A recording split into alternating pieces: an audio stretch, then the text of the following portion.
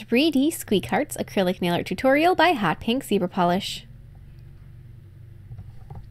Hi everyone, in today's video I'm going to be doing number 3 of my cute little hugging animals series, sort of for Valentine's Day. This is the last one, and this is going to be Squeakhearts, which is 2 little mice or rats, you can't really tell, you know, small, but 2 little mice that are hugging, and it's just really cute. All of these animals that I've done throughout this have been hugging, and they're all, you know, cute and easy and something that's not overly Valentine's Day.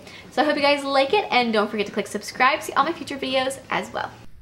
So to begin with, to create this background, which I use the same background on all 3 of these nails that are in this little Hugging Critters series, I started out with a peach color at the cuticle, blending that down, and then used an almost opaque but not quite opaque color of shimmery white and blended that up. Anytime you want to do a gradient, as long as your beads of acrylic are fairly wet, it should go smoothly. But if you have a color of acrylic that isn't 100% opaque, it is going to create a very nice gradient for you rather effortlessly. Saying the word isn't, but it is.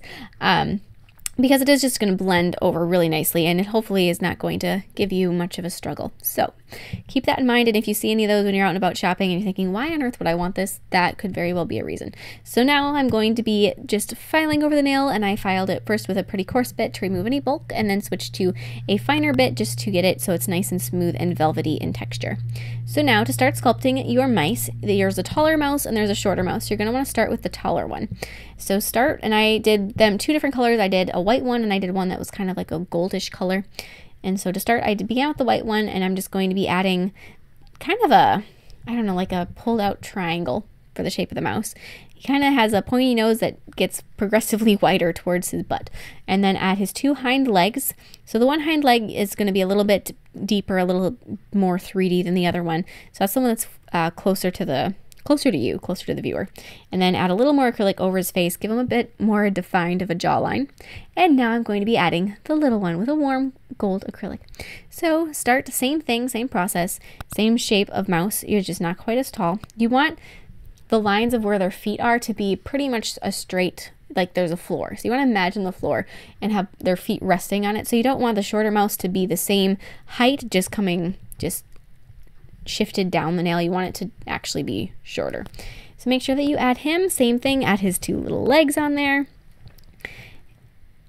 And like with these mice, you could definitely switch up the colors. There's all different colors of mice, so you can kind of play around with that too.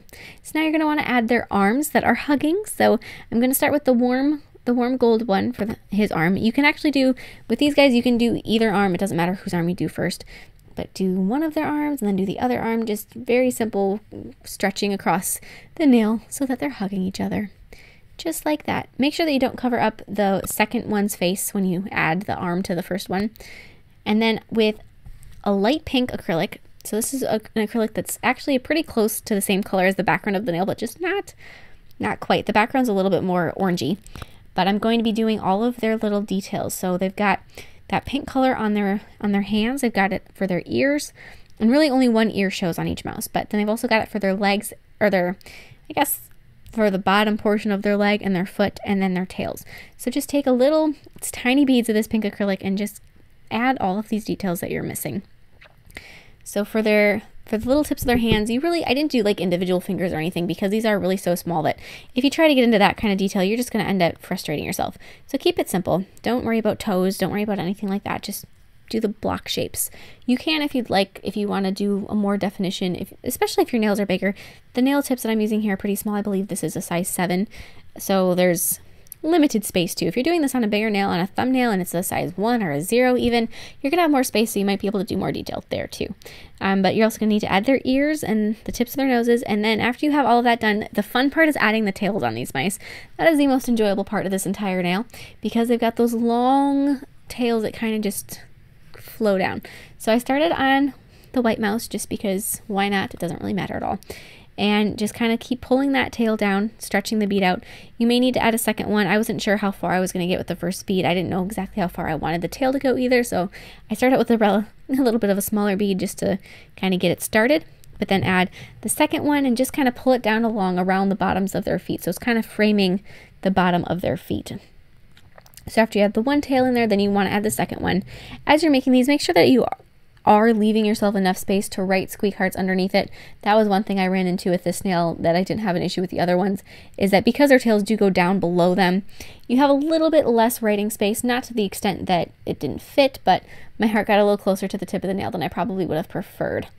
Which is okay. I just, you know, something to kind of keep in mind as you're doing this. So now you're going to need to write squeak with black paint right underneath your little mice. So I started with the E because it is the center letter of the word, which is something that's very nice to think about, or I guess the E and the Q, or the E and the U share the center. But if you start in the center of the word and kind of work your way out, hopefully you're going to have a much better chance of the word that you're writing being in the center and having everything spaced out really well.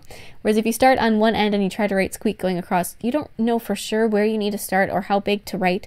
So you might have a little bit more problems there. As you get to a certain point and you do this really frequently where you write these words on different things, you kind of get a knack for it. You get an intuition for where to start and how big to write things. But it does help to start in the center either way. And so now I'm going to be painting my mice. I added a little bit more color to each one. So I added a cream tummy to the beige one, or to the warm gold one, and a little bit of a gray spot on the back of the white one. A really light gray spot. You don't really see it, but just a little bit to give them some more color so they're not just so flat. And then with black paint, you're going to need to go through and outline everything and add their little eye details. So on their faces, I added a very small line just to kind of do the bottom of their nose, and then just a little line for their eye. So it didn't do too much. There's not really too much on their face. I didn't worry about whiskers or anything like that because it is really just so small. But add all of the details that you'd like to with your black paint. And as you can see, I'm diluting my black paint on my thumb. If you have diluted black paint, it is going to make these little skinny lines much easier than if you have a thicker paint that you're working with. So whenever I get a little bit more paint, I dip my paint or my brush in the paint, and then I dip the paint covered brush into my little glass of water. So that kind of dilutes your paint just enough that it makes it so that you can write with it a little smoother, but not so much that it's not going to create nice black lines. There's a balance there between too diluted that you're going to end up with just kind of a watercolory, not very definitive line. So just kind of play with that some. And then apply a layer of gel sealer over your background.